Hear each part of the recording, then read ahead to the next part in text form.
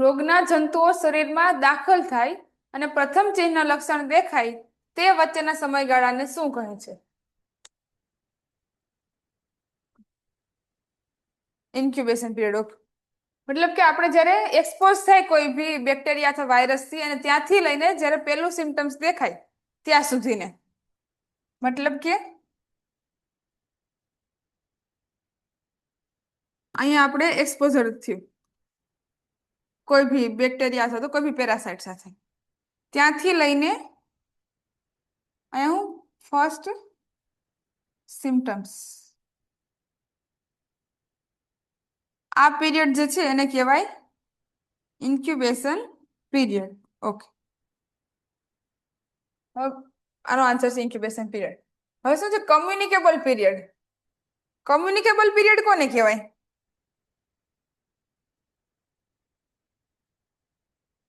તો જો આખો ડિઝીઝ થાય ને એમાં પહેલા તો કેવું હોય, તો જો અહીંયા પહેલા એક્સપોઝર થયું, ત્યાંથી લઈને ફર્સ્ટ સિમ્ટમ દેખાય, પછી અહીંથી છે ને ડિઝીઝ ચાલુ થાય ને પીક ઉપર આવે અને પછી એની રિકવરી ચાલુ થાય. આટલી ટાઈમ અહીંયા ડિઝીઝ રહેલો હોય કોઈ બી વ્યક્તિની અંદર, અને પછી જ્યારે ડિઝીઝના બધા સિમ્ટમ્સ પૂરા થઈ જાય પછી એની અંદર જે માઇક્રો ઓર્ગેનિઝમ છે એના શરીરમાં રહેલા હોય છે.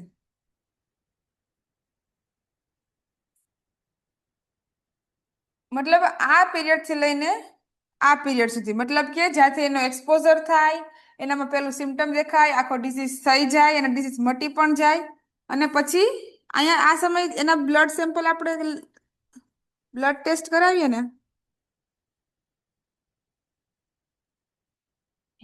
ટીજન ના હોય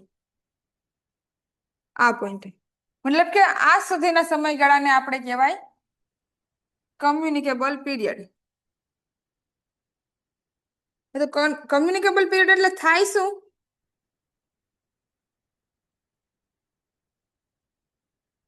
કમ્યુનિકેબલ પીરિયડ એટલે કે ડિઝીઝને સ્પ્રેડ કરવાની કેપેસિટી.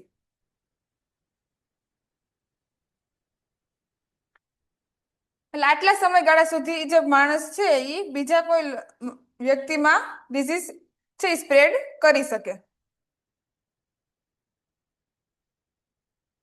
સમજાઈ ગયું બધાને કમ્યુનિકેબલ પીરિયડ?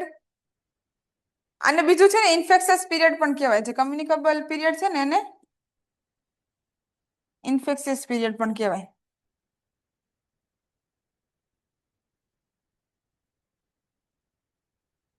એવું તો ડ્રો કરી નાખજો, એટલે ખબર પડી જાય કોને ઇન્ક્યુબેશન પીરિયડ કહેવાય, કોને કમ્યુનિકેબલ પીરિયડ કહેવાય, ડિઝીઝ ક્યાંથી ક્યાં સુધી થાય, અને પછી એટલે બ્લડ ટેસ્ટમાં પણ એન્ટીજન એબસેન્ટ થઈ જાય. હવે છે ક્વોરન્ટાઇન પીરિયડ. ક્વોરન્ટાઇન પીરિયડ એટલે જો કોઈ વ્યક્તિ છે એ કોઈ બી એક્સપોઝર વાળા જેનામાં સિમ્ટમ્સ હોય અથવા તો એ વ્યક્તિ કરિયર હોય એના કોન્ટેક્ટમાં આવે તો એ વ્યક્તિને આપણે અલગ રાખવાનો, મતલબ કે ક્વોરન્ટાઇન કરવાનો. આ જ ડિફરન્સ છે આઇસોલેશન અને ક્વોરન્ટાઇનમાં. જો આઇસોલેશનમાં શું હોય, જે ઇન્ફેક્શિયસ વ્યક્તિ છે ને એને અલગ રાખવાનું, એટલે એનામાં જે રોગ છે એ બીજા કોઈને ના ફેલાય. પણ ક્વોરન્ટાઇન પીરિયડમાં શું હોય કે જ્યાં ઇન્ફેક્શિયસ વ્યક્તિના કોન્ટેક્ટમાં આવેલા હોય ને, આના કોન્ટેક્ટમાં આવેલા, એટલે એનામાં ડિઝીઝ ના પણ હોઈ શકે, એટલે એને થવાની સંભાવના હોય એવા વ્યક્તિઓને આપણે અલગ રાખવાના, એને કહેવાય ક્વોરન્ટાઇન પીરિયડ. મતલબ ક્વોરન્ટાઇન પીરિયડ ક્યાંથી ચાલુ થાય? એક્સપોઝર થયું હોય ત્યાંથી લઈને એને બ્લડ ટેસ્ટ એન્ટીજન નેગેટિવ આવે ત્યાં સુધી ક્વોરન્ટાઇન પીરિયડ હોય. આમાં આ દરમિયાન એને ડિઝીઝ થાય પણ ખરા અને ન પણ થાય. અને જ્યારે આઇસોલેશન છે એ જે ડિઝીઝ થયું ત્યાંથી લઈને આ સમયગાળા દરમિયાન કરવાનું હોય આઇસોલેશન.